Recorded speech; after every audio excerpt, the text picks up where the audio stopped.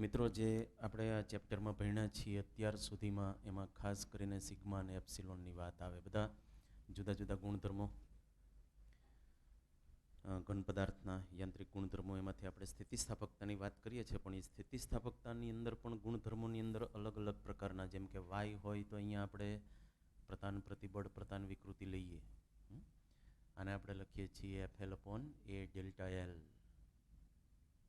Delta L જોઈતો હોય તો FL upon AY. F જોઈતો હોય તો AY delta L upon L. અને KX પણ કહી શકાય સ્પ્રિંગની સાથે સરખાવીએ તો. કે એટલે બળચળાંક સ્પ્રિંગનો, તો અહીંયા બળચળાંક દ્રવ્યનો, તારનો. તો આ એક ગુણધર્મ આપણે ભણ્યા કે જેને યંગ મોડ્યુલસ કહીએ. પછી આ ગુણધર્મ ભણ્યા કે જેને બલ્ક મોડ્યુલસ કહીએ. બલ્ક મોડ્યુલસ એટલે P upon delta V upon V. એટલે કે આમાં આપણે સિગ્મા અપોન એપ્સિલોન જ કરીએ છીએ, પણ કદને અનુલક્ષીને. કદ પ્રતિબળ, કદ વિકૃતિ. તો જ્યારે દબાણ લાગતું હોય ત્યારે ઘટાડો થતો હોય તો અહીંયા ઋણ નિશાની આપણે એપ્લાય કરીએ છીએ કે જેથી કરીને બી ધન રહે. આનું જો આપણે વ્યસ્ત કરીએ તો એ પણ એક ગુણધર્મ થઈ ગયો. ફ્લેક્સિબિલિટી, દબનીયતા, એમાં delta V upon V upon P આનું માઇનસ. આ બધા ગુણધર્મ છે. 1, 2, 3 આ બધા દ્રવ્યના ગુણધર્મ. જો આપણે આકાર સ્થિતિસ્થાપકતાંકની વાત કરીએ તો આપણે આકાર પ્રતિબળ અને આકાર વિકૃતિ લઈએ છીએ.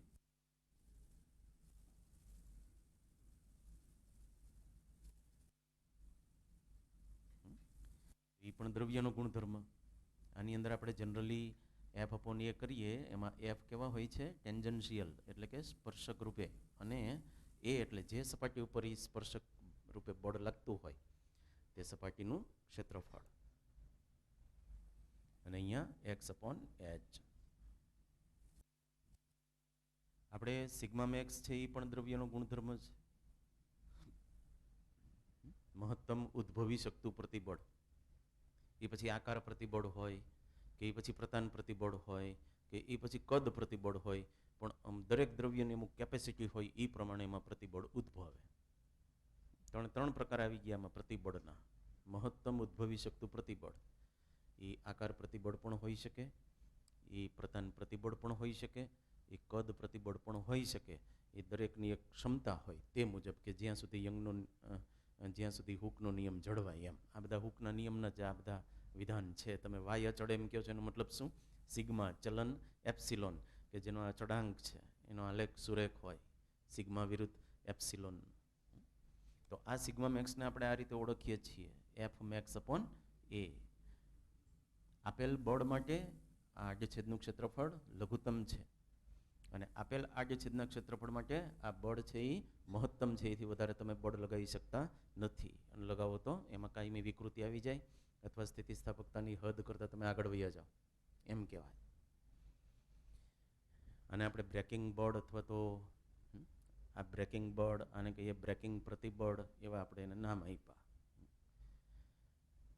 તો કહેવાનો મતલબ શું છે? દ્રવ્યના ગુણધર્મો જે છે એ આ જ છે બધા, આ જુદા જુદા એમ કહેવાય. પણ એક જ ગુણધર્મની એમાં વાત આવે, અને એ કયો? સ્થિતિસ્થાપકતાનો. આપણે એને અલગ અલગ સ્વરૂપે રજૂ કર્યા. આપણે કીધું મ્યુ. મ્યુ શું છે? Poisson's ratio. Poisson's ratio means what? પાર્શ્વિક વિકૃતિ કોઈ પણ તમે લઈ લ્યો, પાર્શ્વિક લંબાઈને લંબ પરિમાણ હોય એ તમે કોઈ પણ લઈ લ્યો, એ અંશમાં આવે, અને છેદમાં પ્રતાન વિકૃતિ. પણ પ્રતાન વિકૃતિની સાપેક્ષે પાર્શ્વિક વિકૃતિ વિરુદ્ધ પ્રકારની હોય છે, એટલે આપણે અહીંયા ઋણ નિશાની કરીએ છીએ. મતલબ કે લંબાઈમાં વધારો થતો હોય તો પાર્શ્વિક પરિમાણોમાં ઘટાડો થાય એમ એ દર્શાવે. આપણે સ્થિતિ ઉર્જા ભણ્યા. એ સ્થિતિ ઉર્જા એટલે સ્થિતિસ્થાપકીય સ્થિતિ ઉર્જા, એટલે કે સ્થિતિ ઉર્જાનો ફેરફાર, એટલે કે સ્થિતિ ઉર્જાનો વધારો, કે જે એના ઉપર થતા કાર્ય જેટલો હોય છે. આ કાર્ય છે એ પુનઃસ્થાપક બળ વિરુદ્ધ થાય છે. તમે કોઈ પદાર્થની લંબાઈ વધારો છો તો પુનઃસ્થાપક બળ વિરુદ્ધ કાર્ય કરો છો, જે તેમાં સ્થિતિ ઉર્જા રૂપે સંગ્રહ પામે છે. એ સ્થિતિ ઉર્જાને આપણે શું કહીએ છીએ? સ્થિતિસ્થાપકીય સ્થિતિ ઉર્જા. એટલે કે સ્થિતિ ઉર્જાનો વધારો, સ્થિતિ ઉર્જાનો ફેરફાર, પણ એ વધારા પ્રકારનો હોય. લંબાઈ ઘટાડો કે લંબાઈ વધારો, તમે જે કાર્ય કરો છો એ પુનઃસ્થાપક બળ વિરુદ્ધ થાય છે, એટલે એ સ્થિતિ ઉર્જા રૂપે સંગ્રહ પામે છે, એટલે દ્રવ્યની સ્થિતિ ઉર્જા વધે છે. એ સ્થિતિ ઉર્જાનો વધારો એટલે એને આપણે ડેલ્ટા યુ ન લખ્યા, એને શું લખ્યું? યુ, પણ એનું નામ બદલી નાખ્યું, એને કીધું સ્થિતિસ્થાપકીય સ્થિતિ ઉર્જા. તો જેવું સ્પ્રિંગ લાગુ પડે એવું જ આને લાગુ પડે કે ભાઈ 1/2 kx², જેમાં કે ની જગ્યાએ હવે યાદ કરીએ તો આનું સૂત્ર યાદ આવી જાય, AY/L, અને આ છે ડેલ્ટા એલ હોલ સ્ક્વેર. આવી રીતે યાદ રાખવા માટે સારું પડે. આને તમે 1/2 f × x પણ કહી શકો, કારણ કે આ f છે એ શું છે? AY delta L upon L. તો આમાંથી AY delta L upon L કરો અને ઇન્ટુ ડેલ્ટા એલ કરો તો બધું સરખું જ છે. આપણે ભણ્યા સ્થિતિસ્થાપકીય સ્થિતિ ઉર્જા ઘનતા, એટલે કે એકમ કદ દીઠ સંગ્રહ પામતી સ્થિતિ ઉર્જા પદાર્થની અંદર. તો એના 3 જુદા જુદા સ્વરૂપો, જેમ કે તમે એને v વડે ભાગો a ઇન્ટુ એલ થઈ જાય, એલનો સ્ક્વેર આવે તો અહીંયા આને 1/2 y એપ્સિલોન સ્ક્વેર એમ લખાય. અને એપ્સિલોનની જગ્યાએ તમે કે વાયની જગ્યાએ સિગ્મા અપોન એપ્સિલોન કરો, એપ્સિલોનની જગ્યાએ તમે સિગ્મા અપોન વાય કરો, તો જુદા જુદા સ્વરૂપો મળે. તો બીજું સ્વરૂપ છે 1/2 સિગ્મા એપ્સિલોન, ત્રીજું સ્વરૂપ છે 1/2 સિગ્મા સ્ક્વેર અપોન વાય. આ છે એકમ કદ દીઠ સંગ્રહ પામતી સ્થિતિસ્થાપકીય સ્થિતિ ઉર્જા, કે જેને આપણે કહીએ ઉર્જા ઘનતા.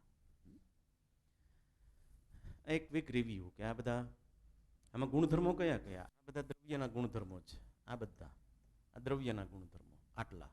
આ છે એ થતું કાર્ય છે, એ તમારા ઉપર આધાર રાખે કે તમે કેટલું કાર્ય કરો છો. સ્પ્રિંગ જેવો ગુણધર્મ. ઓકે, એના વ્યવહારિક ઉપયોગો ક્યાં ક્યાં કેવી કેવી જગ્યાએ, એમાં અમુક આપ્યા છે અહીંયા, એ આપણે જોઈએ. આમ તો જે દ્રવ્યમાંથી તમે સ્ટીલનો ઉપયોગ કરો કે કોપરનો ઉપયોગ કરો કે એલ્યુમિનિયમનો ઉપયોગ કરો, ત્યારે તમારે આ ગુણધર્મ મગજમાં રાખવા પડે કે આના આવા કંઈક ગુણધર્મો હોય છે, એ પ્રમાણે આપણે વસ્તુને બનાવીએ. જેમ કે ક્રેન હોય, આ ક્રેન બતાવું તમને. આ ક્રેન, એનો જે કેબલ છે એ કેબલને ઘણો બધો ભાર ઊંચકવાનો હોય છે. તો એ કેબલ છે એ નાડાનો તો ન હાલે, સૂતરના દોરડા તો ન હાલે, હે?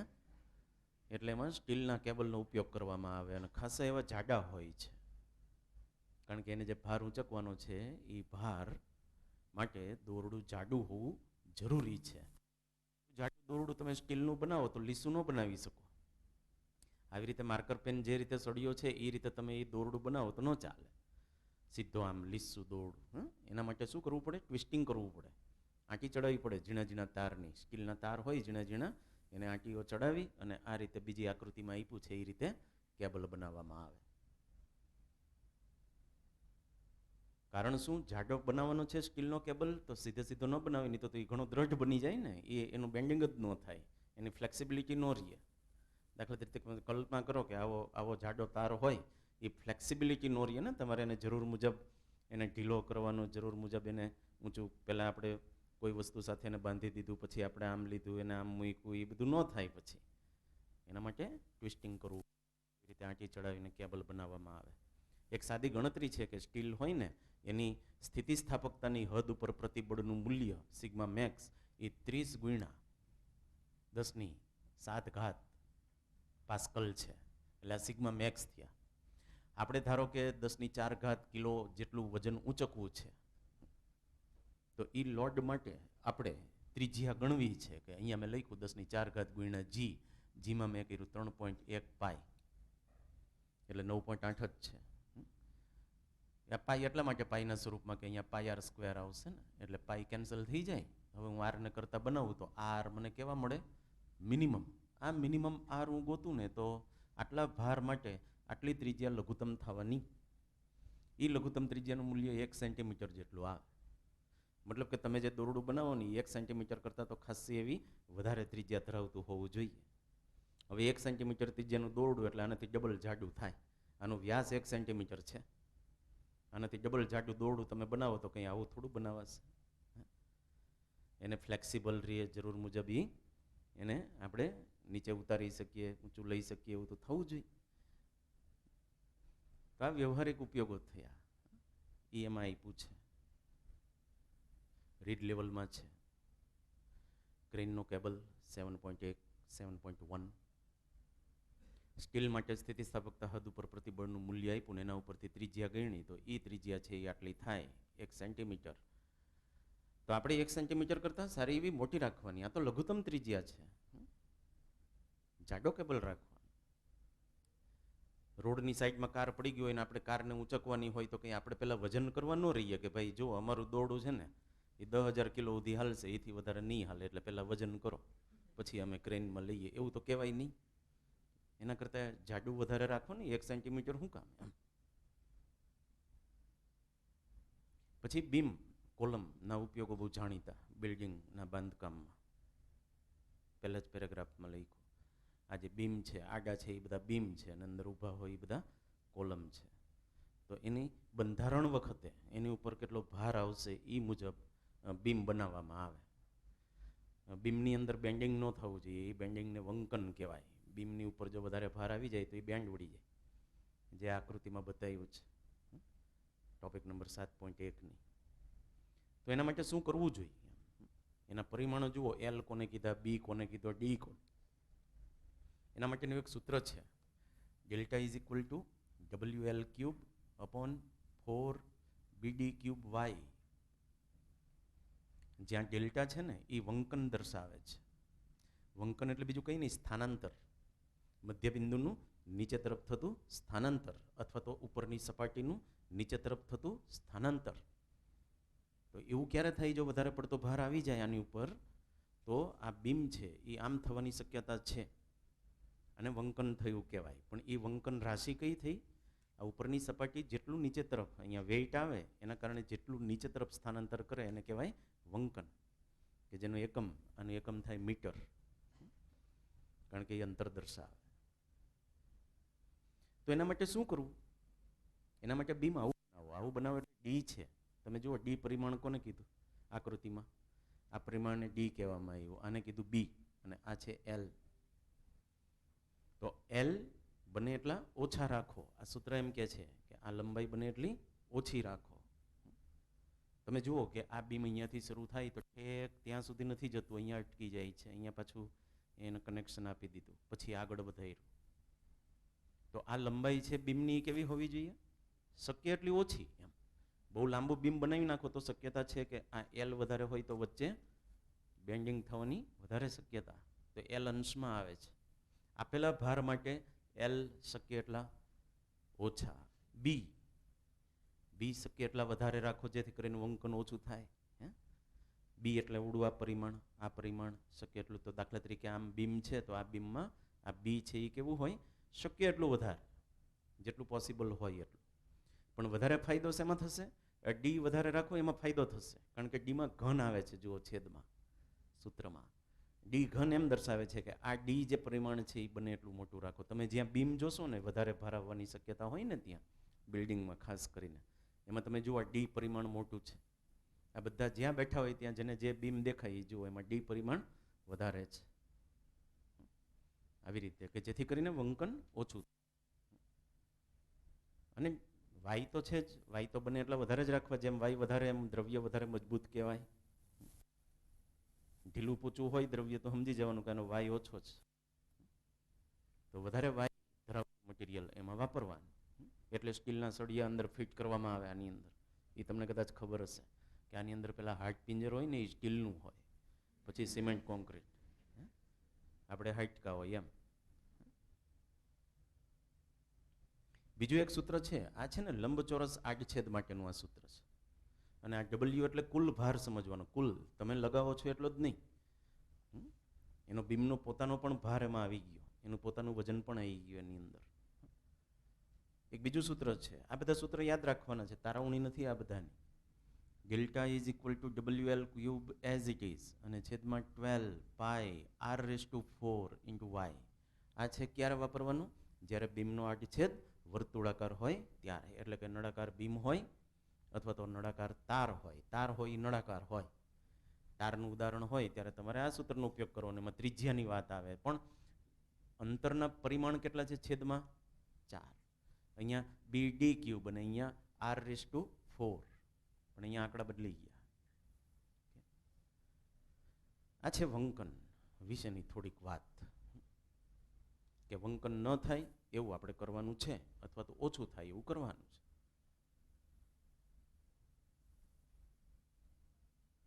એમાં એક પણ આપ્યો છે, સૂત્ર પણ આપ્યું છે, તારવવાનું નથી એવી નોંધ પણ લખી છે, ડબલ્યુ એટલે કુલ વજન સમજવું એમ પણ લખ્યું છે, બધું જ. Numerical question number 3. પ્રશ્ન વાંચો.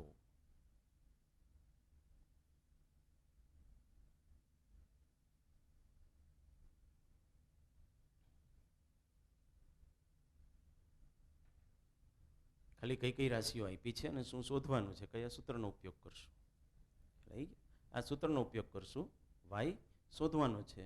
એલ, બી, ડી બધું આપ્યું છે. ડબલ્યુ કેટલા લેશું? 500. જી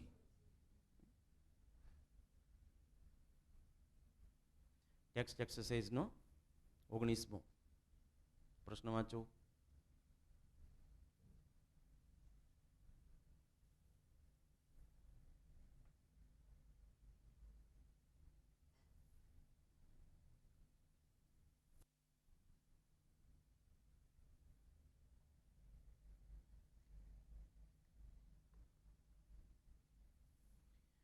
એક તાર છે, હતાણ બાંધ્યો છે ને એમાં તમે નીચે વજન લટકાવો છો તો તાર બેન્ડ થવાનો.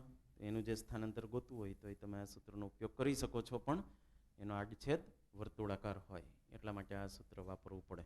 એમાં વાય નહોતો આપ્યો પ્રશ્નમાં, એ વાય તમને લખાવવામાં આવ્યો છે.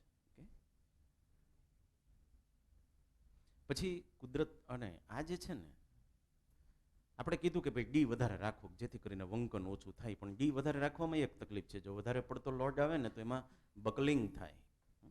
વંકન અને બકલિંગ આ બંને ટર્મિનોલોજી. વંકન છે એ આવી રીતે વચ્ચે ભાર આવે તો થાય, આમ આવી રીતે આ વંકન થયું કહેવાય. પણ પછી તમે આ ડી વધારે રાખો છો તો એક શક્યતા એવી છે કે ભારને કારણે આમ થઈ જાય, કારણ કે આ હાઇટ વધી ગઈ તો વધારે પડતો ભાર આની ઉપર આવે તો આનું આ રીતનો આડછેદ થઈ જાય, સી આકારનો થઈ જાય ને આડછેદ, કે જેને થયું કહેવાય બકલિંગ થયું. એ ન થાય એના માટે શું કરવાનું? તો કે આ ભાર વહન કરતી સપાટી છે ને એ વધારી દો આમ, એટલે કે આડછેદ છે ને એ આય આકારનો કરી નાખો. ખ્યાલ આવે છે? આ ભાર વહન કરતી સપાટી વધારવાથી ભાર વેચાઈ જશે સપાટી ઉપર. આકૃતિ દોરીને તમને વાત કરું. દાખલા તરીકે આ તમે ડી વધારી દીધો, અત્યારે આડછેદ છે એ આવો બની ગયો. હવે એની ઉપર ભાર આવ્યો એ વધારે પડતો છે, કે જેના કારણે આનું આ રીતનું બેન્ડિંગ થઈ જાય છે. તો તમે શું આઈડિયા કર્યો એવું ન થાય એના માટે? આ ભાર વહન કરતી સપાટી વધારી દીધી એટલે કે આ ભાર છે એ વેચાઈ ગયો, કે જેથી કરીને આની ઉપર ઓછો ભાર આવે એટલે આનું બકલિંગ ન થાય. અને આય આકાર કરી નાખ્યો, કારણ કે આને સપોર્ટમાં પાછું. એટલે એમ કહેવાય કે તો બીમનો આડછેદ છે એ કેવા આકારનો? આય આકારનો તમે કરી નાખો. જો વધારે અહીંયા એટલો બધો ભાર નથી આવવાનો કે જેથી કરીને આપણે એને આય આકારનો કરવો પડે. ખ્યાલ આવ્યો? અને આમે અહીંયા તો ઉપર સેલિંગ આવી જાય છે એટલે એમ ચિંતા નથી. પણ તમે જુઓ રેલવેના ટ્રેક હોય કે બ્રિજ હોય, મોટા મોટા પુલ હોય, એની નીચે જે બીમ હોય એ જનરલી આય આકારના હોય, કે જ્યાં વધારે પડતો ભાર આવવાનો છે. રેલવે ટ્રેક ઉપર સ્ટીલના ટ્રેક હોય, પાટા હોય રેલવેના, આય આકારના રાખવામાં આવે, કારણ કે એની ઉપર ભાર વધારે આવવાનો છે. એ રીતે એ બીમ તરીકે જ કાર્ય કરે છે, કે જેની ઉપરથી આખી ટ્રેન પસાર થવાની છે. બ્રિજ છે, બ્રિજની નીચે જે કંઈ બીમ હોય છે એ બધાની ઉપર ઘણો ભાર આવવાનો હોય, તો એની એ રીતે રચના કરવામાં આવે કે જેથી એનું બકલિંગ પણ ન થાય. આપ્યું છે આની અંદર, જો આ સમજણની આકૃતિ છે જે મેં અહીંયા દોરી ને એ ત્યાં સમજણમાં બતાવી છે તમને કે આ આકાર શા માટે કરવામાં આવે. ભાર વહન કરતી સપાટીનું ક્ષેત્રફળ વધી જાય છે અને સાથોસાથ જરૂરી ઊંડાઈ પણ મળે છે. અહીંયા ઊંડાઈ શબ્દ ડી માટે વાપર્યો છે. આથી રેલવેના પાટા આ આકારના રાખવામાં આવે. આ રેલવે ટ્રેક એક બતાવ્યો છે, આ એનો આડછેદ બતાવ્યો છે. ખ્યાલ આવે? ઓકે. રેલવે ટ્રેક તમે જોયો છે એટલે બહુ ઊંચા થઈને જોવાની જરૂર નથી, રેલવેનો પાટો જ છે. પુલની ડિઝાઇન પણ એવી રીતે કરવામાં આવે કે ટ્રાફિકના ભારથી નું બકલિંગ ન થાય. પર્વતોની મહત્તમ ઊંચાઈ ઉપર પણ મર્યાદા લાગી જાય દ્રવ્યના ગુણધર્મોના કારણે. એ પણ એક મુદ્દો છે કે પર્વતોની મહત્તમ ઊંચાઈ અમુક ફિક્સ છે પૃથ્વી ઉપર, અમુકથી વધારે ઊંચાઈ ધારણ કરી શકે નહીં. જેમ આપણે રેતીનો ઢગલો બનાવવા બેસીએ અને રેતીના ઢગલાની ઊંચાઈ છે એ અમુક હદથી વધારે ન થાય. કેમ? તો કે પછી ટોચ ઉપરથી રેતી આમ બાજુ ઉપર સરકતી જાય. એવી રીતે પર્વતોનું પણ છે કે પર્વતો છે એ ઊંચાઈ ધારણ કરતા હોય, જે તે વખતે બન્યા હોય ત્યારે અમુક ઊંચાઈથી વધારે ન જાય, ત્યાંથી પછી પડવા કરે. એ બધા મહત્તમ ઊંચાઈ 10 કિલોમીટરથી વધારે નથી હોતી. આપણને એમ થાય કે કેમ એવું? એટલે દ્રવ્યના ગુણધર્મો, એ પર્વત જેનો બનેલો છે, જે ખડકોનો બનેલો છે, એ દ્રવ્યના ગુણધર્મો એવા છે કે અમુક પ્રકારનું વજન થાય એનું, એ વજન પછી એ સહન ન કરી શકે, એટલે બાજુમાંથી જે મહત્તમ પ્રતિબળ ઉદ્ભવી શકતું હોય આ સિગ્મા મેક્સ, એના કરતાં પણ વધારે ભાર થઈ જાય એટલે એ સરકી પડે સાઈડ ઉપરથી. દાખલા તરીકે આવો કોઈ પર્વત છે, આ પર્વત આમ છે, તો અહીંયા તમે વિચારો કે આ જે બોટમ છે પર્વતની, એ કંઈ એક સમાન ભારની અસર હેઠળ તો નથી. અહીંયા ભાર ઓછો છે, અહીંયા આમ જાઓ એમ ભાર વધતો જાય છે, અહીંયા ભાર એથી વધારે છે. તો એકચ્યુઅલી શું થાય છે કે આ દળ વધતું જાય એટલે ભાર વધતો જાય, અને એ ભારની અસરકારકતા છે ને આ દિશામાં વધારે હોય, કારણ કે ત્યાં કોઈ દ્રવ્ય નથી. અહીંયા તો દ્રવ્ય છે બંધાયેલા, એટલે વાંધો નથી આવતો, હલબલ ન થાય. ખ્યાલ આવે છે? મતલબ કે એ કંઈ તૂટવા કે સરકવા કે પડવા ન કરે. પણ આ વજનની અસર ટોચ ઉપર મેક્સિમમ હોય. આ ઊંચાઈને જો હું એચ કહું ને, તો આ એચ રો જી જેટલો આમ અધો દિશામાં ભાર લાગે એમ કહેવાય. હવે એચ રો જી છે ને એ ખરેખર આ દિશામાં જ અસરકારકતા બતાવે, કારણ કે ત્યાં કોઈ દ્રવ્ય નથી. એટલે જેમ જેમ આ ભાર વધતો જાય ને, અહીંયાથી આમ થયું હશે, આમ થયું હશે, એમાં અહીંયા એટલો ભાર થઈ ગયો કે જેથી કરીને અહીંયાના ખડકો છે એ આ દિશામાં સરકી ગયા. શું કામ સરકી ગયા? કારણ કે અહીંયા જે સ્પર્શક રૂપે બળ લાગે છે એની સામે જે આકાર પ્રતિબળ ઉદ્ભવે છે, એ આકાર પ્રતિબળ કંઈક મર્યાદિત હોય છે. સિગ્મા મેક્સ એનું કંઈક મૂલ્ય હોય. દાખલા તરીકે તમે સ્ટીલ લઈ લો ને, કે ધારો કે આ સ્ટીલનું દ્રવ્ય છે એમ આપણે માની લઈએ, તોય તે એનું સિગ્મા મેક્સની કિંમત હમણાં મેં લીધી હતી આટલી. આ એના સિગ્મા મેક્સ છે. અને એચ રો જીની અસરકારકતા આ દિશામાં જ હોય છે. એટલે જો હું એચ રો જીની જગ્યાએ જો હું આ મૂલ્ય લઈ લઉં ને 3×10⁸ પાસ્કલ, તો મેં આ મહત્તમ લીધું કહેવાય, મહત્તમ ઉદ્ભવી શકતું આકાર પ્રતિબળ. અહીંયા આકાર પ્રતિબળની વાત એટલા માટે કરીએ છીએ કે સાઈડમાંથી સરકવાની વાત છે, સ્પર્શીય બળ લાગે. રો છે એ હું હાલો ને લઈ લઉં 3×10⁻³ SI એકમ લઈ લઉં છું. આપણે પાણીની ઘનતા 1×10⁻³ હોય એ અનુલક્ષીને સ્ટીલ જેવા દ્રવ્યની મેં અહીંયા ઘનતા લખી. હવે જો હું એચ ગણું તો એ એચ કેવા હોય? એચ મેક્સ હોય. આ એચ, બીજા બધા એચ નથી. આ એચની વાત નથી, આ એચની નથી, કારણ કે ત્યાં હજી મહત્તમ પ્રતિબળની અસર નથી. ખ્યાલ આવે છે? અહીંયા મહત્તમ પ્રતિબળ કરતાં ઓછું, અહીંયા મહત્તમ પ્રતિબળ કરતાં ઓછું, અહીંયા મહત્તમ પ્રતિબળ કરતાં ઓછું, અને આ જગ્યા છે એ લગભગ મહત્તમ પ્રતિબળ જેટલું. તો એ ઊંચાઈ મળે તમને, એ કેવી મળે? મેક્સિમમ. એ મેક્સિમમ ઊંચાઈને તમે આમાંથી કરતા બનાવો ને એચ મેક્સ, તો લગભગ 10 કિલોમીટર થાય. એનો મતલબ કે જો સ્ટીલનો બનેલો પર્વત હોય ને તો એ 10 કિલોમીટરથી વધારે ઊંચાઈ ધારણ કરી શકતો નથી. આ તો એક ધારણા કરી, પણ એના દ્રવ્યો, એના ખડકો, એની ઘનતા પણ ભાગ ભજવતી હોય. આ ઘનતા આના છેદમાં આવે, મતલબ કે ઘનતા જેમ ઓછી એમ ઊંચાઈ વધારે, એવું તારણ નીકળી શકે.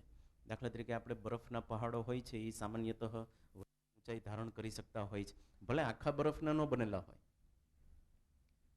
ખ્યાલ આવે છે? અંદર ખડકો ભલે હોય, બહાર બધો બરફ હોય, પણ બરફનું પ્રમાણ વધારે હોય, તો એની ઘનતા ઓછી છે, એના કારણે એ હજી કંઈક વધારે ઊંચાઈ ધારણ કરી શકે, પણ 10 કિલોમીટરથી વધારે તો નહીં જ. એવરેસ્ટની ઊંચાઈ 8,840 મીટર છે. તો કહેવાનો મતલબ શું છે? એ ટૂંકું ટચ આ રીડ લેવલનો ટોપિક, એમાં એટલું જ જાણવાનું ખાલી તમને ખબર હોવી જોઈએ કે દરેક જગ્યાએ દ્રવ્યના ગુણધર્મો કામ કરે છે. એ દ્રવ્યો પછી કુદરતી હોય કે કૃત્રિમ હોય, બધા દ્રવ્યો આમ તો કુદરતી જ હોય છે, તો પછી આપણે એનો ઉપયોગ કરીએ છીએ કૃત્રિમ રીતે એમ કહેવાય. એ પછી સ્ટીલ હોય કે તાંબુ હોય કે કોપર હોય, બધા તાંબુ હોય કે કોપર હોય એમ, એ બધા મળતા જ હોય છે. તો દ્રવ્યના ગુણધર્મો સ્થિતિસ્થાપકતાના ફિક્સ હોય, એ પ્રમાણે બધું થતું હોય છે કુદરતમાં પણ એ રીતે. એટલે મહત્તમ ઊંચાઈ પર મર્યાદા, ફિક્સ મહત્તમ ઊંચાઈઓ હોય છે એના વિશેની આ વાત.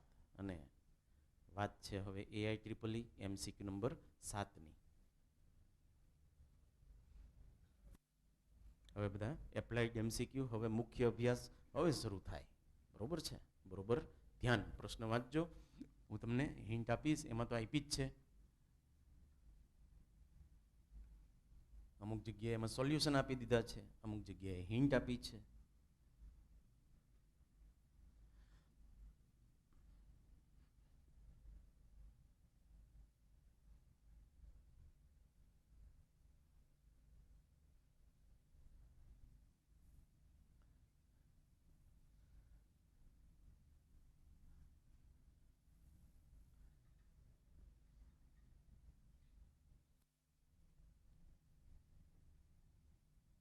બે વર્તુળાકાર લાકડાની અર્ધવર્તુળાકાર બે ચાપ છે લાકડાની, કે જેમાંથી આપણે વ્હીલ બનાવવું છે.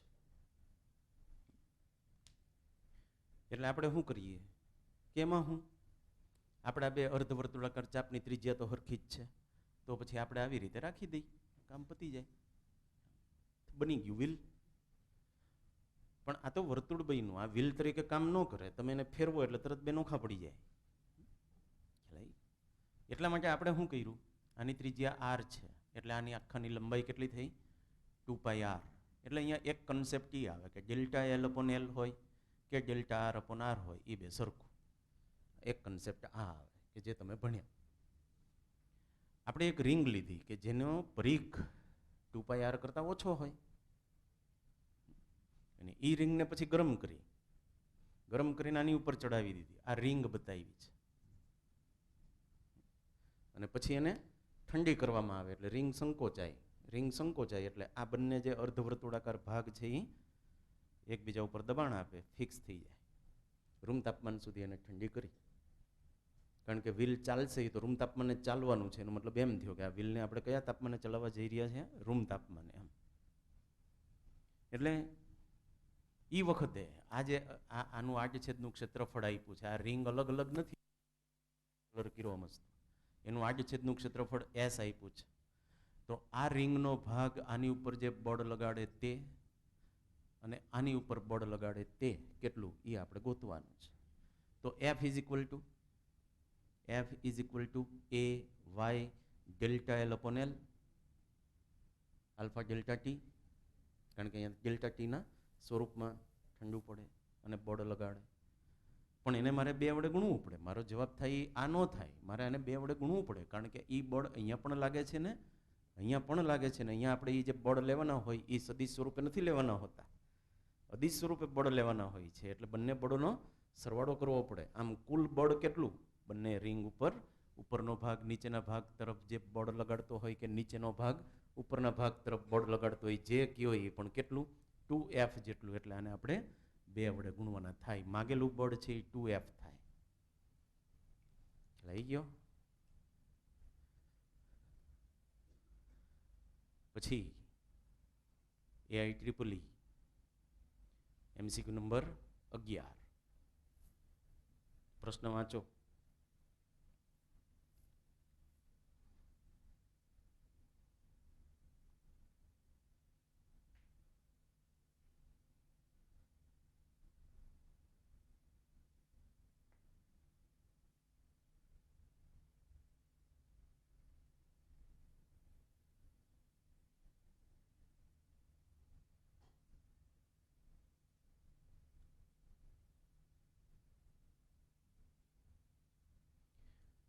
જો સામાન્ય સ્થિતિમાં તમે એને દોલન કરાવો છો ત્યારે એનો આવર્તકાળ એટલે એક દોલન માટે લાગતો સમય T છે. એ T મેં અહીંયા લખ્યો કે ભાઈ T બરાબર 2π√L/G. હવે અહીંયા દળ લટકાવવામાં આવે છે એમ જેટલું, પછી દોલન કરાવવામાં આવે છે, તો આવર્તકાળ જે નોંધવામાં આવે છે એ છે Tm, અને એ Tm થાય છે 2π√L+Δl/G.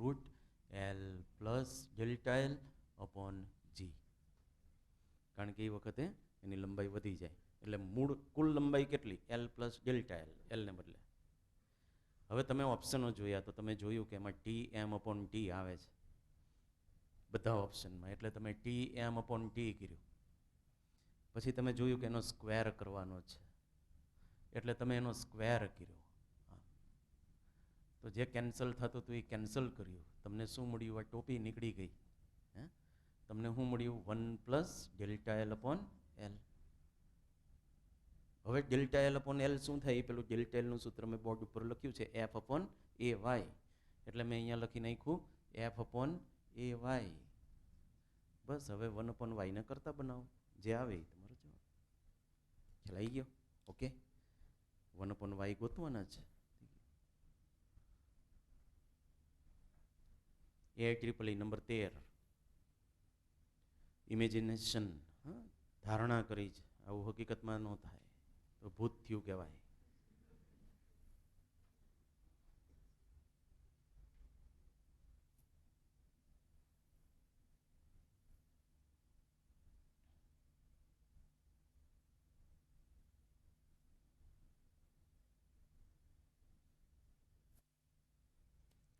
આ માણસની લંબાઈ હતી એના કરતાં કેટલા ગણી વધી?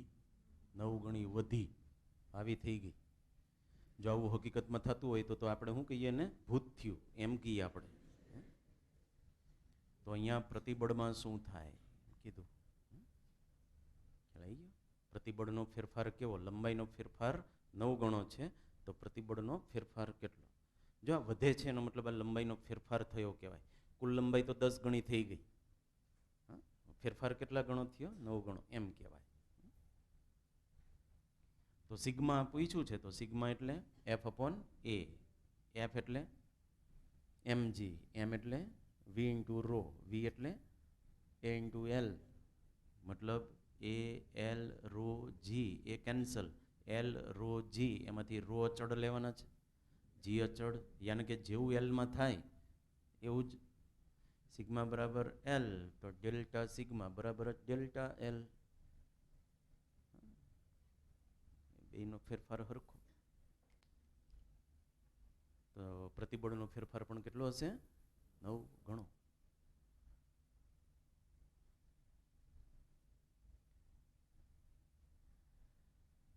Level 1B numerical with solution number 8.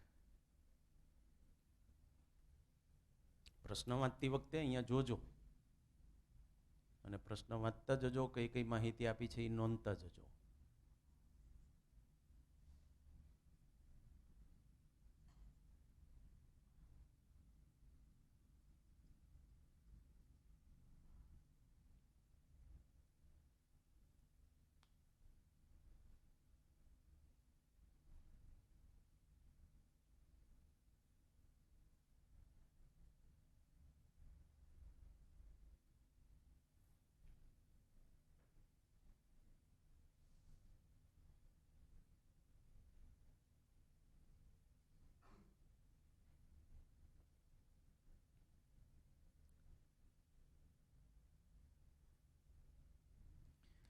આ જે તાર છે ને એની ત્રિજ્યાને હું R0 કહું, આ ગોળો છે એની ત્રિજ્યાને હું R કહું, અને આ વર્તુળાકાર ગતિપથ છે એની ત્રિજ્યા એટલે કે અહીંયાથી આટલું એને હું કહું કેપિટલ R. ટૂંકમાં 3 પ્રકારની ત્રિજ્યાઓ આ પ્રશ્નમાં આવે. એમાંથી આપી છે કઈ? ગોળાની ત્રિજ્યા આપી છે અને તારની ત્રિજ્યા આપી છે. તારનો વ્યાસ આપ્યો 1 મિલીમીટર એટલે ત્રિજ્યા 0.5 મિલીમીટર R0. પછી આ સ્મોલ આર આપ્યા છે. સ્મોલ આર એટલે ગોળાની ત્રિજ્યા 10 સેન્ટીમીટર છે, એટલે 20 સેન્ટીમીટર જેટલો આ ગોળો છે, અને 8 પાઈ કિલોગ્રામ દળ એટલે લગભગ 25 કિલો જેટલું દળ છે. એને આપણે આ રીતે દોલિત કરાવીએ છીએ, એવી રીતે કરાવીએ છીએ ઉપરના છેડેથી નીચેના છેડે, કે એ જ્યારે નિમ્નતમ સ્થાને આવે ત્યારે જમીનને સ્પર્શે, એ આકૃતિ. અને એ વખતે તમારે શું ગોતવાનું છે? એનો વેગ ગોતવાનો છે. એટલે તમારા માઇન્ડમાં પહેલી વાત શું આવે કે એ વેગ એટલે આ બોર્ડ ઉપરથી મળશે, આ બાજુ લાગતું બોર્ડ એટલે એને ટી કહેવાય. ટી કયો કે અધો દિશામાં લાગતું બોર્ડ કયો, બે સરખું, એને આપણે એફ કહીએ છીએ. ટી કયો કે એફ કયો એ પણ સરખું. કેટલું? mg + m v² / R કરું, સ્મોલ આર કરું કે R0 કરું? 3 ત્રિજ્યા છે. કેપિટલ આર, કારણ કે એમાં જે ગતિપથ છે એની ત્રિજ્યા આવે ને, વર્તુળાકાર ગતિપથની ત્રિજ્યા. એમાંથી અહીંયા હું 8 પાઈ લખીશ, અહીંયા હું 8 પાઈ લખીશ. વી મારે મેળવવા છે, ટી અને આરની ખબર નથી. એમાં આર છે એ ભલે નથી આપ્યા પણ હું મેળવી શકીશ. આવડે એ હાથ ઊંચો કરે. શું કરવું? કેપિટલ આર ડાયરેક્ટ નથી આપ્યા, ઇનડાયરેક્ટ આપ્યા છે. આવડે એ હાથ ઊંચો કરે, પછી જ બોલે. ત્યાં સુધી ગણગણ ગણગણ બણબણ બણબણ નથી કરવાનું.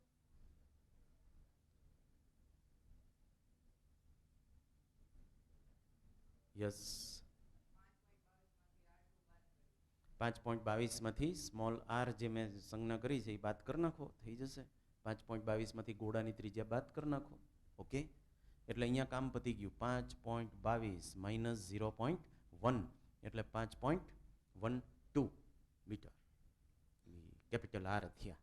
તો આ જે માહિતી નથી આપી ડાયરેક્ટ, એને ઇનડાયરેક્ટલી કઈ રીતે મેળવવી એ આમાં શીખવાનું છે. હવે આ ટી તો તમને આપ્યો નથી, એફ પણ તમને ખબર છે. એફ એટલે એ Y delta L upon L થાય. આ ટી જેટલો છે એને આમ પણ કહી શકાય ને આમ પણ કહી શકાય. તેમાંથી આ પણ એક સ્વરૂપ છે કે જે આપણે મેળવવાનું છે. ટી મેળવવાનો છે. એલ આપ્યા છે તારની લંબાઈ 5 મીટર, વાય આપ્યા છે તારના દ્રવ્યનો યંગ મોડ્યુલસ.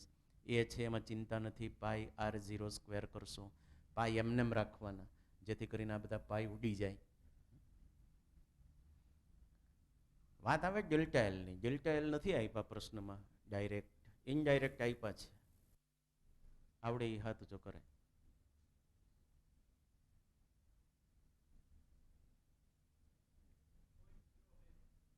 0.02. હવે એની રીત શું, કેવી રીતે?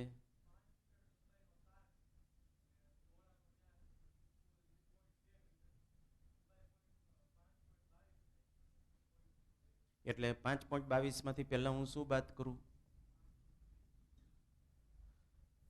પહેલા આનો વ્યાસ બાદ કરી નાખું. બરોબર, 5.22માંથી ઓકે 0.2. ઓકે, ત્રીજી આપી છે 0.1. હવે શું બાદ કરું? -5. ઓકે, એટલે પહેલા મેં 5 બાદ કર્યા, એટલે 5 બાદ કર્યા. ઓકે, તો ડેલ્ટા એલ કેવી રીતે મળે? આ ડેલ્ટા એલ મળ્યા એટલે કહેવા શું માંગો છો? ટૂંકમાં આ જે લંબાઈ છે ને એ એકચ્યુઅલી એ એમ કહેવા માગે છે કે અવળિયા જે લંબાઈ છે ને, અવળિયા, એ એકચ્યુઅલી એલ નથી, એ એલ પ્લસ ડેલ્ટા એલ. ખ્યાલ આવ્યો? બેસી જાઓ. Good, fine. ખ્યાલ આવ્યો? એણે શું કીધું કે અત્યારે આ તારની લંબાઈ છે એ મૂળ લંબાઈ નથી. તારની લંબાઈ તો અહીંયા પૂરી થઈ ગઈ હશે, બાકીનું ડેલ્ટા એલ છે. એટલે એણે કીધું કે જો તમારે અવળા ડેલ્ટા એલ જોતા હોય તો આ પૂરેપૂરા 5.22માંથી તમે આને બાદ કરી નાખો અને આ બાદ કરી નાખો. ખ્યાલ આવ્યો બધાને? ઓકે, એવી રીતે ડેલ્ટા એલ મેળવવાના.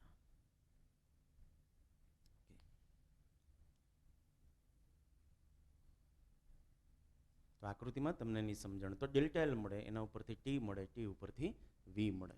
ઓકે, તો આકૃતિમાં તમને એટલા માટે જુઓ, અહીંયા 5 અહીંયા પૂરા કરી નાખ્યા, તમે જોયું? એટલે તમને ખ્યાલ આવે કે આ લંબાઈ એલ પ્લસ ડેલ્ટા એલ એટલે 5.22 બને કેવી રીતે? L plus delta L plus વ્યાસ, એટલે ડેલ્ટા એલને કરતા બનાવો. એટલે પહેલાં ડેલ્ટા એલ ગોઈતા છે આના સોલ્યુશનમાં, પછી ટી ગોઈતા છે, એમાં પાઈ એમનેમ રાખ્યા એટલા માટે કે આપણને ફર્ધર ગણતરીમાં એની સરળતા રહીએ, પાઈ ઉડી જાય.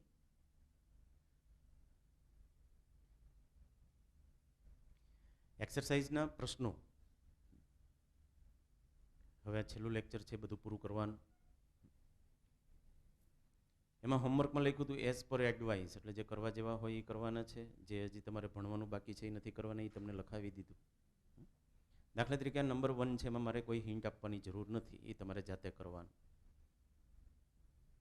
નંબર 2 છે એ તમારે વાંચવાનો, અહીંયા વિચારવાનો, પછી હું હિન્ટ આપું એ પ્રમાણે, એટલે એ કરવાનો જ.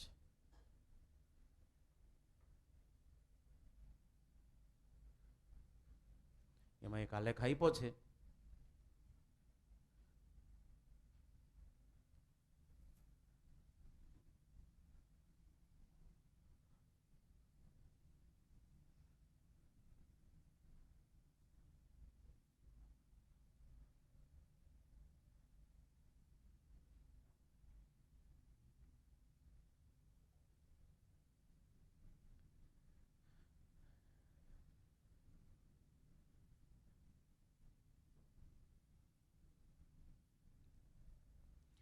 કંઈ નથી, આલેખ સિગ્મા વિરુદ્ધ એપ્સિલોનનો છે. સ્ટ્રેસ વર્સિસ સ્ટ્રેઇન એટલે પ્રતિબળ વિરુદ્ધ વિકૃતિનો આલેખ છે. અને વાય ગોતવાનો છે તો Y is equal to sigma upon epsilon. તો કોઈ પણ એક બિંદુ લ્યો તમે આલેખ ઉપર, એને અનુલક્ષીને સિગ્મા કેટલા છે એ જોઈ લ્યો, એને અનુલક્ષીને એપ્સિલોન કેટલા છે એ જોઈ લ્યો, અને સિગ્મા અપોન એપ્સિલોન કરો. તો એવું બિંદુ કયું લેવું એ પણ એક પ્રશ્ન, જ્યાં આપણે સ્પષ્ટપણે સિગ્મા અને એપ્સિલોન મળતા હોય એવું. દાખલા તરીકે 150 જ્યાં લખ્યું છે પ્રતિબળમાં E અને નીચે એને અનુલક્ષીને 0.002, એ બેનો ગુણોત્તર લેશો, વાય મળશે. શીખવાની વાત એ છે, મગજમાં રાખવા જેવી વાત એ છે કે આ વાય છે ને એ આ આલેખનો ઢાળ કહેવાય. ક્યાં સુધી જવાનું તમારે? જ્યાં સુધી સમપ્રમાણતા હોય ત્યાં સુધી. તમે જ્યારે સિગ્મા અને વાયની કિંમત લ્યો તો સમપ્રમાણતા હોય જ્યાં સુધી આલેખ સુરેખ હોય ત્યાં સુધીનું બિંદુ લેવાય. તો સીધી જ વાત છે, કારણ કે કન્સેપ્ટ શું કહે છે? સિગ્મા ચલન એપ્સિલોન, એટલે sigma is equal to Y epsilon. તો આ સમચલન થયું તો વાય છે એ શું થયું? સિગ્મા અપોન એપ્સિલોન, યાને શું? Delta Y upon delta X, આલેખનો ઢાળ, કે જે બધી જગ્યાએ સરખો હોય, તમે કોઈ પણ બિંદુ લઈ શકો. તો આલેખમાં જ્યાં સુધી સપ્રમાણતા છે ત્યાં સુધી તમે જાઓ. Sigma versus epsilon. અને આપેલ દ્રવ્ય કયા બિંદુ સુધી મહત્તમ પ્રતિબળ સહન કરી શકે? તો જ્યાં આપ્યું છે ટોચ ઉપરનું બિંદુ, ત્યાંની જે સિગ્માની કિંમત હોય. Text exercise number 3.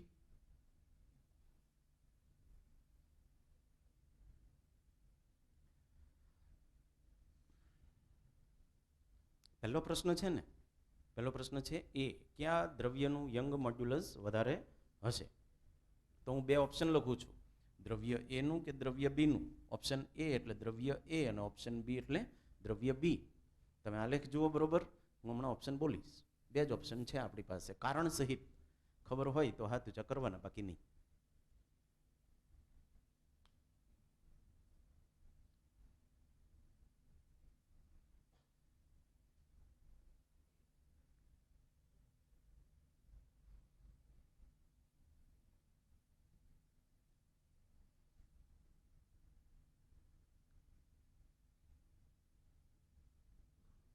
ઓકે,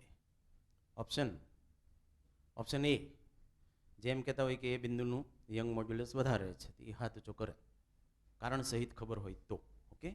અને બીજું ઓપ્શન બી કહેતા હોય એ હાથ ઊંચો કરે, જેને કારણ સહિત આનો જવાબ આપી શકતા હોય એ. ઓકે. ટોટલ 20 જણાએ હાથ ઊંચો કર્યો, એનો મતલબ કે મેં આ લીધો એ સારું કર્યું.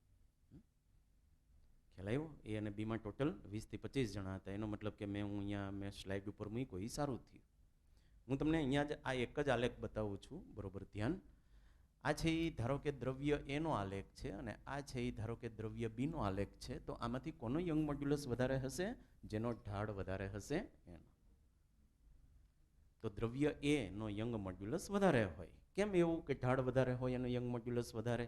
કારણ કે તમે કોઈ એક બિંદુ લેશો, સ્કેલ માપ તો સરખા જ છે, તો અહીંયા સિગ્માની કિંમત આટલી છે બે માટે, ઓકે, સરખી.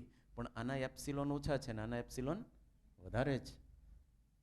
એવી રીતે સમજવું હોય તોય સમજાય, અને તમારે ઢાળ ઉપરથી સીધું જવું હોય તો પણ જવાય. તો પહેલો આલેખ છે એનો ઢાળ જરા વધારે છે, એટલે એનો યંગ અને જેનો યંગ મોડ્યુલસ વધારે હોય એ તન્ય હોય. તન્ય હોય એનો મતલબ કે તમે એમાં વધારે વિકૃતિ આપી શકો, એટલે કે એ વધારે મજબૂત હોય.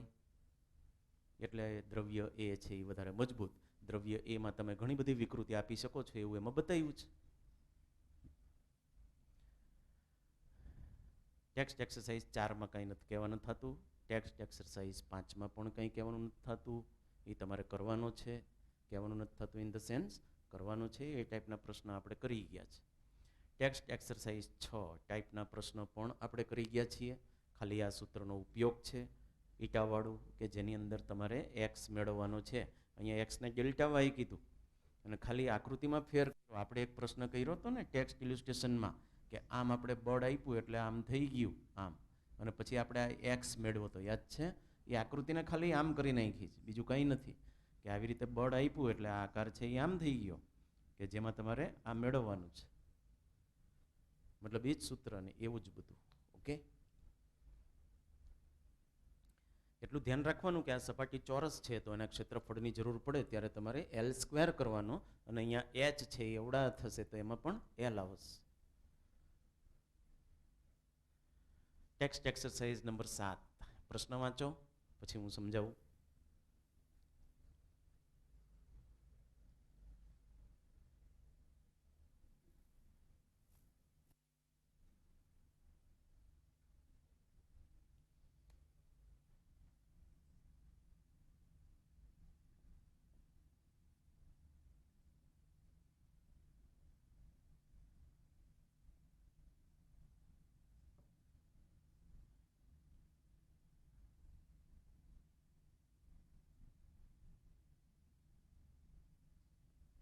ત્યાં તમને 5,000 ને બદલે 50,000 કરાવી દીધા છે કિલોગ્રામ.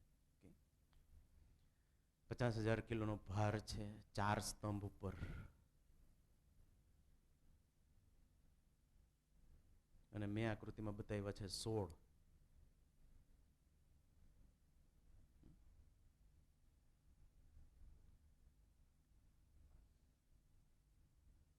ખરેખર એમાં 4 જ સ્તંભ છે. એકચ્યુઅલી એવું છે કે આ સ્તંભની અંદરની ને બહારની ત્રિજ્યા અલગ અલગ છે. આમ છે, ઓકે. વચ્ચેથી પોલો છે, આમ છે, ઓકે. થઈ ગયા 4, ઓકે. તમને એમ કહેવામાં આવે કે આ 2 વર્તુળ છે. હું કહું નહીં, આ 2 વર્તુળ નથી, આ એક ચકલી છે, ખાલી આટલું જ કરવું પડે. એના જેવું. પહેલા વર્તુળો દોર્યા હતા, એટલે પહેલા મેં જે બતાવ્યા હતા એ ખાલી ઉભા લીટા કરી નાખ્યા હતા, એટલે હોડ દેખાતા હતા. એ હોડ નહોતા, એ 4 જ હતા. એને કહેવાય, તમને કોઈ પૂછે મોડર્ન આર્ટની વ્યાખ્યા શું?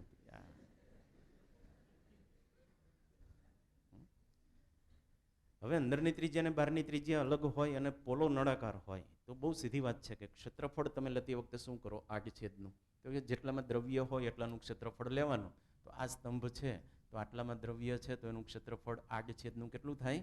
πr² - r1².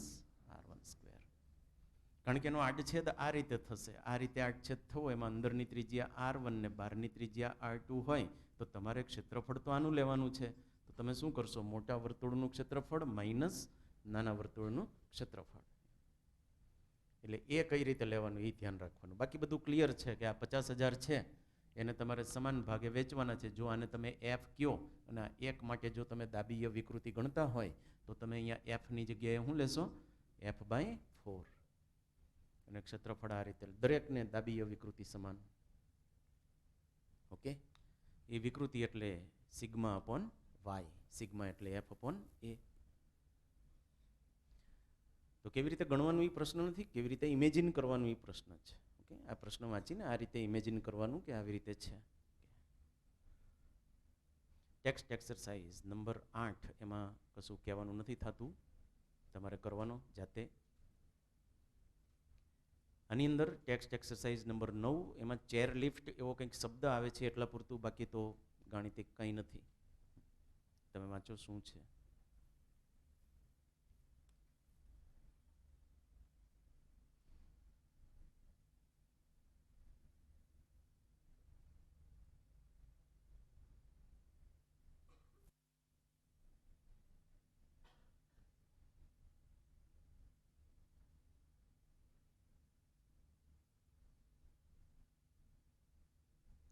તો આ સૂત્રનો ઉપયોગ કરવાનો છે તમારે. σmax = Fmax/A, એમાંથી Fmax મેળવવાના છે. દાખલા તરીકે એક સ્ટીલનો કેબલ છે, આ રોપ વે હોય ને આ રીતે, એમાં સ્ટીલનો કેબલ, એમાં જે ચેર હોય એ ચેર લિફ્ટ કહેવાય. એને આધાર આપવા માટે આને આપણે વાપરીએ છીએ, બસ આટલું છે, ઓકે. તો આ મહત્તમ કેટલું અધોદિશામાં કેટલો ભાર સહન કરી શકશે એ આપ્યું છે, એ આપણે ગોતવાનું છે. σmax એના આપી દીધા સ્ટીલના. થઈ ગયું, ઓકે. તો અમુક જગ્યાએ અર્થઘટન જ મારે તમને કહેવાના છે. દાખલા તરીકે ટેક્સ્ટ એક્સરસાઇઝ નંબર 10.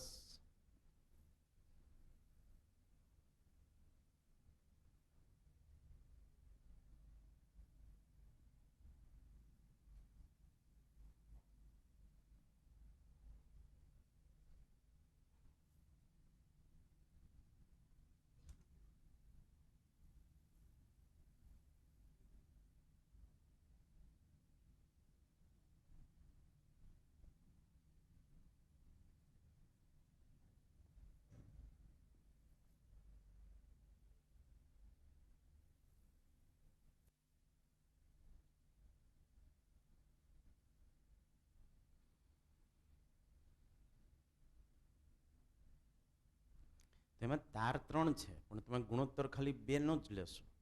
ખ્યાલ આવે છે? કારણ કે 2 તાર છે એ સમાન દ્રવ્યના છે. તો અહીંયા એક નવો સંબંધ તમને જાણવા મળે કે વ્યાસનો વાય સાથેનો સંબંધ કેવો એમ. તો એનો વાય સાથે કેવો સંબંધ? એ અને વાય કેવા પ્રમાણમાં? બાકી બધું અચળ હોય તો એ અને વાય વ્યસ્ત પ્રમાણમાં છે. યાને કે d² ચલન 1/y તો d ચલન 1/√y. હવે તમારી પાસે 2 અલગ અલગ પ્રકારના દ્રવ્ય છે, તો તમે 2નો જ ગુણોત્તર લેશો ને કે ભાઈ ડી એકનો જેટલો ડી હશે એટલો જ બીજાનો હશે, એવો જ રાખવો પડે. ઇમેજિનેશન કેવી રીતે કરશો કે આ 3 તાર છે, આ ભાર છે એમ, ત્યારે આ ત્રણેયની લંબાઈમાં સમાન વધારો થાય છે એવું તમારે લેવું જ પડે, કારણ કે આ બધા જોડાયેલા છે. એવું ક્યારે થાય કે જેથી આ કોપર છે એટલો જ વધારો સ્ટીલમાં થાય? એફ છે એ દરેક માટે સમાન છે. આનું F/3 F/3 F/3. ઓકે, આમાં ડેલ્ટા એલ જેટલા હોય એટલા જ આમાં થવા જોઈએ, તો જ સંતુલન રહે. એટલે આપણે એવું લીધું કે આમાં ડેલ્ટા એલ પણ બધામાં સરખા છે. પછી આપણે વિચાર્યું કે લે આનો તો યંગ મોડ્યુલસ વધારે હોય, તો આનો વ્યાસ નક્કી ઓછો હોવો જોઈએ, તો જ ડેલ્ટા એલ સરખા મળે. એટલા માટે આપણે આનો વ્યાસ ઓછો રાખ્યો. કેમ? તો કે એનું યંગ મોડ્યુલસ વધારે છે, તો જ ડેલ્ટા એલ સરખા થાય. આમ એફ અને આ ડેલ્ટા એલ આપણે સરખા રાખવા છે, કારણ કે એ જોડાયેલા છે.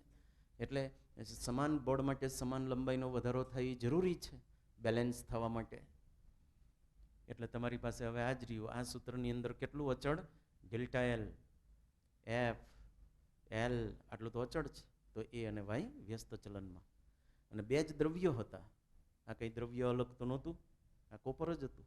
એટલે આ 2ના સમીકરણો બધા સરખા લાગુ પડે, વાય સરખા છે.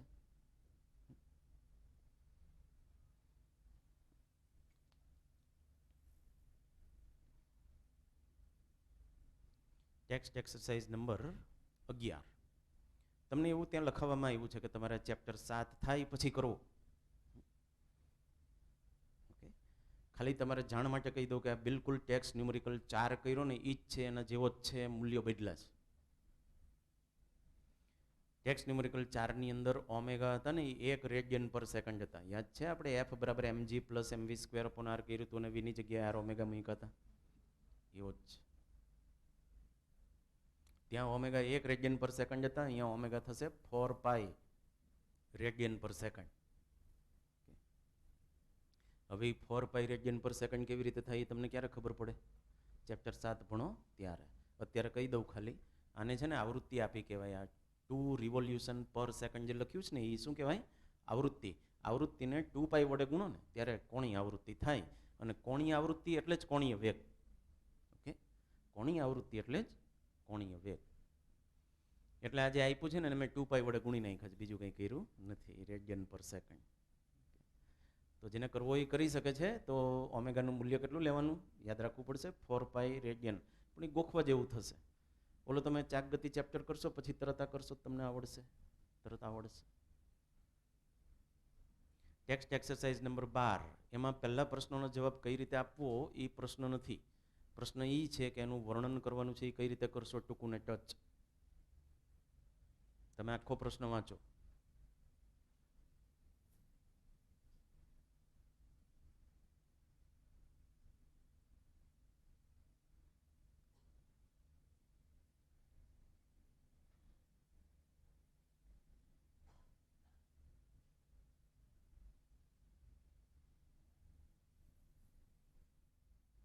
ચાલો, ઓકે. બી મેળવવાનું છે તો બી માટેનું આ સૂત્ર તમે વાપરો. ડેલ્ટા વી થઈ જશે V2 - V1, અહીંયા છેદમાં V1 થઈ જશે, પી આપ્યા છે, બી મળી જશે. પછી તમે ગુણોત્તર લેશો. કોનો કોનો? બી પાણી છેદમાં બી હવા. બહુ સીધી વાત છે, ગુણોત્તર બહુ મોટો મળશે, કારણ કે હવાનો જે બી છે એ 1 × 10⁵. ઓકે, આ ગુણોત્તરનું મૂલ્ય બહુ મોટું હશે. એનું કારણ શું? ટૂંકું ને ટચ તમે કહેવા ઈચ્છતા હોય તો તમે શું કહો?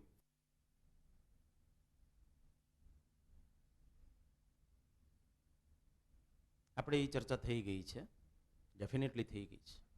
તો જ હું તમને પૂછું. કંઈક નવું હોત તો હું તમને કહી દેત.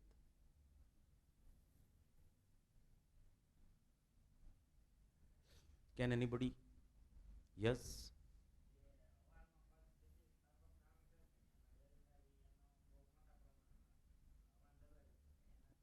ટૂંકું ટચ કે હવા છે એ પાણીની સાપેક્ષે ઘણી બધી દબનીય છે.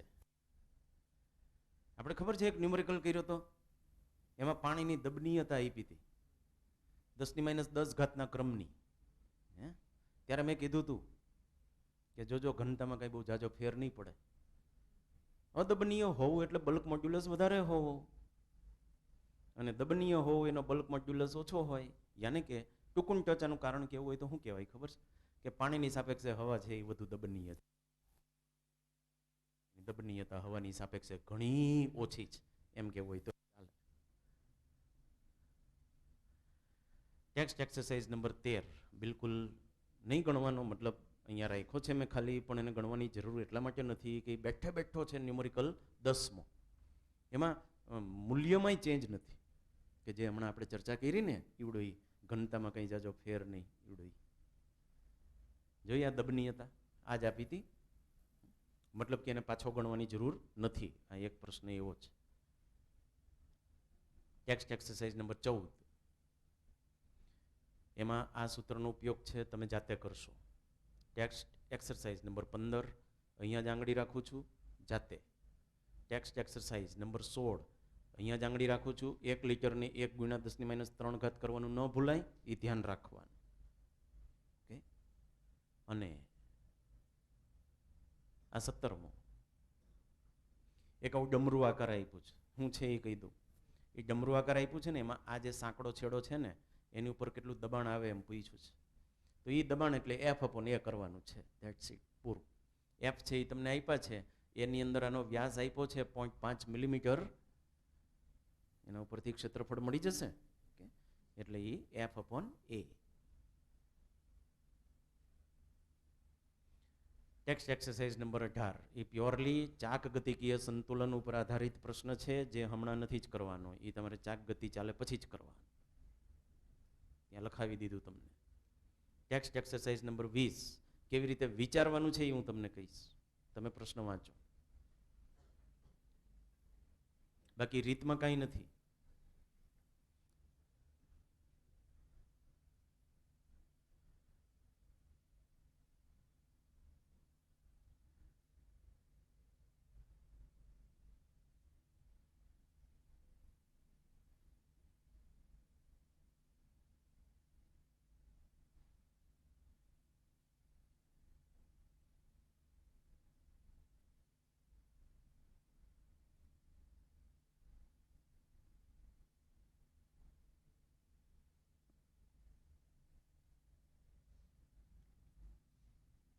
બે પ્લેટ છે એને 4 ખીલી વડે, આ એક પ્લેટ, આ બીજી પ્લેટ, એને 4 ખીલી વડે એવી રીતે જોડી છે કે આ ખીલી છે એ આમ રીએ,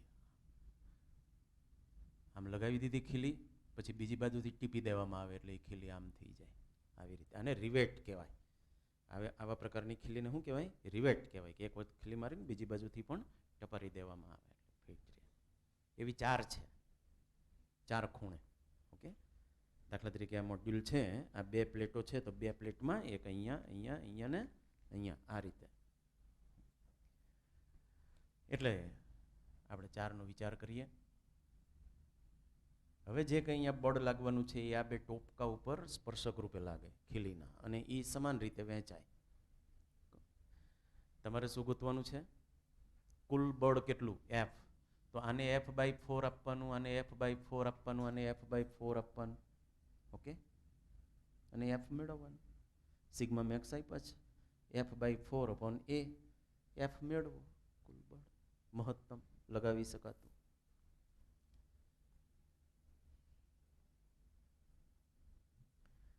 ટેક્સ્ટ એક્સરસાઇઝ નંબર 21, પેસિફિક મહાસાગર તો તમે જોયો જ હશે.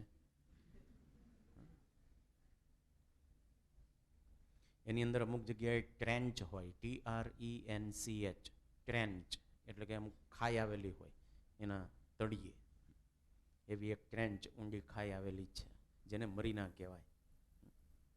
એમાં પડી જાય છે સ્ટીલનો, ઉપરથી હોડકું જતું હોય છે, તે હોડકુંમાંથી કંઈક સ્ટીલનો એક ગોળો છે ને એ આમ ધડ દઈને પડી ગયો, પડ્યો તો ક્યાં જતો રહ્યો? મરીનામાં વયો ગયો. હવે વાંચો, મતલબ કે આ છે ને, આ 9 લીટા જેટલો ધારો કે પેસિફિક મહાસાગર છે, અને આ છે એનું તળિયું. તો અહીંયાથી એક જગ્યાએ 11 કિલોમીટર ઊંડાઈએ એક આવી ખાઈ છે. ખાઈ એટલે ખાડા, બીજું કાંઈ નહીં હોય. ટ્રેન્ચ જેને કહેવાય, ટ્રેન્ચ મરીના. થોડેક આગળ જઈએ તો પાછું આવું ટ્રેન્ચ હોય, એમ એવું હોય. એમાં એવું થયું કે ઉપરથી એક ભાઈ જતા હતા, એના હાથમાંથી બોલ, સ્ટીલનો બોલ પડી ગયો, તો અહીંયાથી સીધો અહીંયા આવી ગયો, પતી ગયો.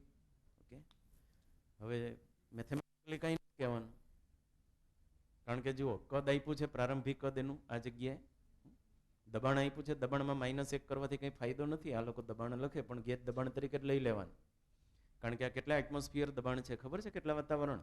1000 વાતાવરણ છે આ, છે કે નહીં? એમાંથી એક વાતાવરણ બાદ કરીને ક્યાં જવાનું? આપણે જે આ સૂત્રમાં લેવાનું હોય એ ગેજ દબાણ લેવાનું હોય ને, બીના સૂત્રમાં. તો -1 કરીને ક્યાં જશું? હું કાંઈ હાથમાં નહીં આવે. એટલે જે આપ્યું એ લઈ લેવાનું. કદાચ ને પ્રેશર લખ્યું હોય ને તો એને ગેજ પ્રેશર તરીકે ટ્રીટ કરવાનું. જ્યારે આટલા મોટા પ્રેશર હોય ત્યારે તમે ગેજ પ્રેશર તરીકે એને ટ્રીટ કરી શકો. શું ગોતવાનું છે? કદમાં થતો ફેરફાર, યાને ડેલ્ટા વી ગોતવાના છે. એટલે આ બીનું જે સૂત્ર છે બલ્ક મોડ્યુલસ બોર્ડ ઉપર, એમાંથી ડેલ્ટા વીને કરતા બનાવવાના છે. આ સાથે અહીંયા વિરમીએ. ઓકે.